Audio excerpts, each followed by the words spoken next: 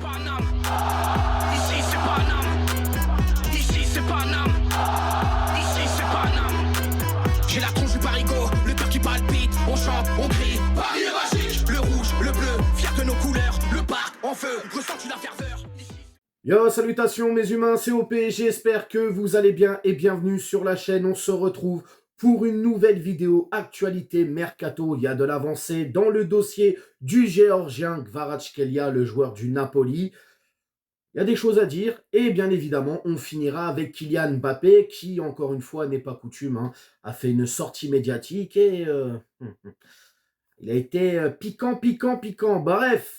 On s'abonne à la chaîne si ce n'est toujours pas fait, la petite clochette à côté. On clique dessus pour les notifications, le référencement. On met son plus beau pouce bleu et on lâche son petit commentaire.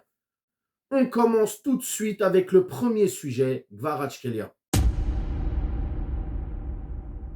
Selon certaines presses françaises, italiennes et quelques spécialistes du mercato, ça concorde. Il y a bel et bien un intérêt commun entre Kvaratskhelia et le Paris Saint-Germain. D'ailleurs, le joueur aurait fait savoir avec son entourage qu'il était très emballé à l'idée de rejoindre le Paris Saint-Germain et serait même, on va dire, très fortement intéressé par le projet parisien. Quoi qu'il en soit, on le sait, le Napoli est dirigé d'une main de fer par un président coriace, monsieur De Laurentiis, qui lui, oui, ok, d'accord, il veut bien te vendre des joueurs, mais il va falloir payer le prix fort. Et là, on parle de Kvaratskhelia à hauteur de 100 millions, voire même 110, 120 millions. Ça fait très cher. Alors tu me diras, on s'est quand même mangé une banane au niveau du prix de Kolo Muani. Alors attention, on n'est pas là pour faire le procès de Kolo. C'est pas ça. 90 millions, je l'ai toujours dit, c'est trop cher pour Kolo Muani. Mais 110 millions, voire même 100 millions pour Kvaratskhelia, les gars, je suis désolé. Même si le niveau il est quand même au-dessus, ça fait très cher. Kvaratskhelia, 80-90 millions, pas plus pour moi. Sincèrement, les gars. Ça les vaut en tout cas, là. Quoi qu'il en soit, ça va être très compliqué. Maintenant, est-ce que Paris va avoir cette envie de continuer sur ce dossier et cracher l'oseille qu'on lui demande, ou va falloir négocier? Alors moi, je me suis fait une petite réflexion.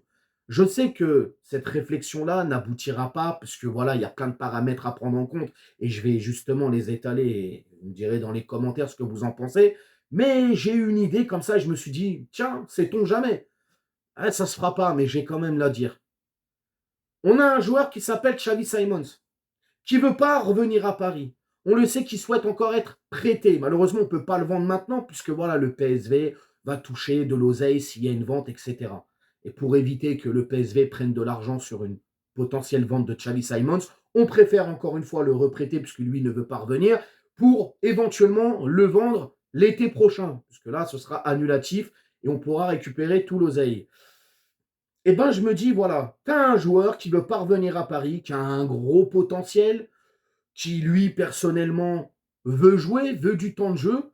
Pourquoi pas l'inclure, ne sait-on jamais, dans ce deal? Alors, le seul petit bémol, voilà, parce qu'il y a un bémol, c'est que Naples, malheureusement, ne joue pas de Coupe d'Europe. Ils sont arrivés 10e du championnat cette saison.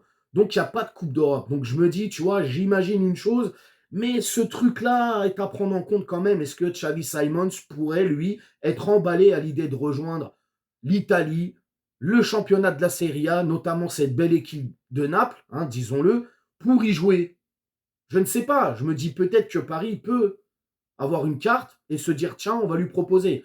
Maintenant, je sais que c'est utopique. Il n'y a pas la Ligue des Champions, il n'y a même pas l'Europa League, il n'y a même pas la Conference League. À mon avis, si tu lui proposes, le joueur, il va bien évidemment refuser. Mais je sais pas, j'ai eu une réflexion comme ça. Je me suis dit, tiens, on a un joueur qui est jeune, qui a du talent, qui joue très bien, qui pourrait éventuellement rentrer dans ce système de Naples, tu vois.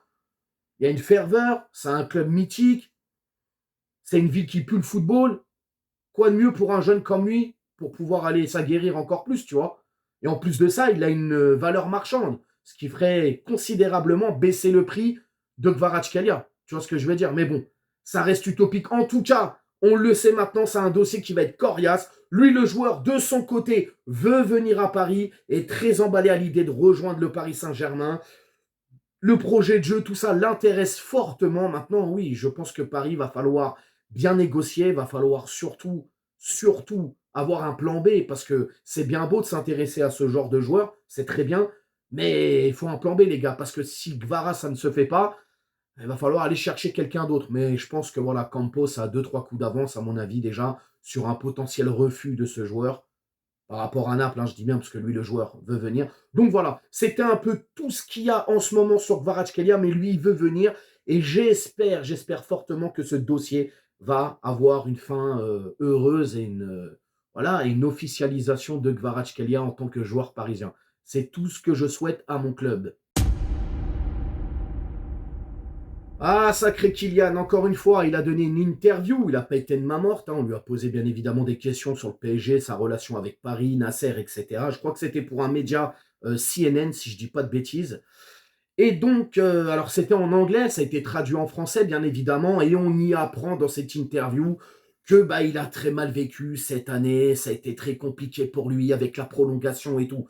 Moi, à 72 millions annuels, je veux bien que ça soit compliqué pour moi aussi, alors. Sincèrement. 72 millions annuels, si c'est ça des complications dans la vie, je veux les mêmes, je veux les mêmes. Non mais bon, encore une fois, voilà, sortie médiatique hasardeuse, des pics, nous chier à la gueule. C'est quand même, faut se poser les bonnes questions, les gars. On a eu des grands joueurs qui sont passés à Paris, où la fin n'a pas été, voilà, de tout repos, dirais-je. Et les mecs se sont parfois permis ouais, de nous chier à la gueule, littéralement. Et c'est vrai que ça fait un petit peu beaucoup quand même, que la fin, avec certains joueurs, se termine un peu dans une ambiance houleuse, une ambiance un peu, je vais pas dire catastrophique, mais voilà, une ambiance qui est pas bonne, quoi, tout simplement. Il va falloir qu'on se pose des bonnes questions. Mais de toute manière, dans ce dossier-là, hein, Kylian, pour moi, le PSG a sa part de tort, et a une grosse part de tort, j'ai envie de te dire. À partir du moment où il savait qu'il voulait partir, on n'aurait pas dû le reprolonger. Moi, j'ai été de ceux qui l'ont dit dès le départ. On se souvient de Roten sans flamme, il le dit, j'ai demandé à partir, le Real était prêt à poser un billet, etc. et tout. Fallait le laisser partir. Et après, voilà, on le sait, nos dirigeants, ils ont cet ego surdimensionné, ils ne voulaient pas perdre la face, ils voulaient aussi récupérer un billet, ce qui est normal, je comprends tout à fait. Mais voilà encore une fois, Kylian, hein, qui fait une sortie médiatique, qui nous envoie 2-3 punchlines dans la tronche, et, et c'est mal perçu, et c'est normal, je comprends. Maintenant, mec, de dire que tu as mal vécu cette saison, etc., je suis désolé, mais à la prolongation, frérot, on t'a pas mis un flingue sur la tempe. On t'a pas mis un couteau sous la gorge quand même. Tu l'as bien signé ton contrat. Et de là, Paris s'est mis en carpette pour toi. Hein, on s'est mis en carpette. Jusqu'à on a viré des joueurs. Tu as même imposé des joueurs parce que à un moment donné, il faut dire les choses. Il y a des joueurs qui sont venus ici. Je pense que Kylian y est pour beaucoup dans l'arrivée de certains joueurs. On va pas les nommer, mais vous m'avez compris. Donc voilà, à un moment donné, de dire que tu as mal vécu la chose, tout a été fait pour que tu sois bien, tu puisses faire ton mondial, etc. et tout. Là, venir comme ça, dire que tu as mal vécu les choses et tout, alors que Paris t'a tout donné, et t'as toujours tout donné, mais notamment sur cette dernière saison. Même nous, les supporters, on t'a énormément donné. Alors tu me diras, lui aussi nous a donné beaucoup sportivement, ok, mais dans l'individualisme. Parce qu'au niveau du collectif, malheureusement, on n'a toujours pas cette Coupe d'Europe et on en attendait plus de lui. Collectivement, je dis bien. Donc voilà, moi les gars, je ne sais pas ce que vous pensez de tout ça, mais là, à mon avis, hein, je pense que sur les prochains mois, là, toutes les interviews, il va y avoir des pics envers le Paris Saint-Germain. Après, est-ce qu'il aura le respect et la décence de ne pas justement nous descendre? Ça, c'est propre à lui, hein, ça n'engage que lui, mais bon, je pense qu'on n'est pas prêt encore et il va y avoir 2-3 sorties qui vont encore piquer bien hard, vraiment. Bref, mes humains, c'est tout ce qu'il y avait aujourd'hui. Bien évidemment, ça continue. On voit que l'actualité est bien bouillante. Alors, il faut faire le tri entre ce qui est vrai, ce qui est faux, etc. et tout. Vous me dites dans les commentaires ce que vous pensez du dossier Kvaratskhelia et surtout de ce dossier de Kylian là, qui blablabla, la boca. Vous me dites tout dans les commentaires. N'hésitez pas à vous abonner, partager, liker. Et bien évidemment, on s'attrape bientôt, je l'espère, pour une prochaine vidéo Prenez soin de vous et bonne soirée. Nique sa mère, les foutiques, c'est l'UTES que j'incarne. Paris capitale et la Liga capitule. On voit toute ton équipe face à Navas.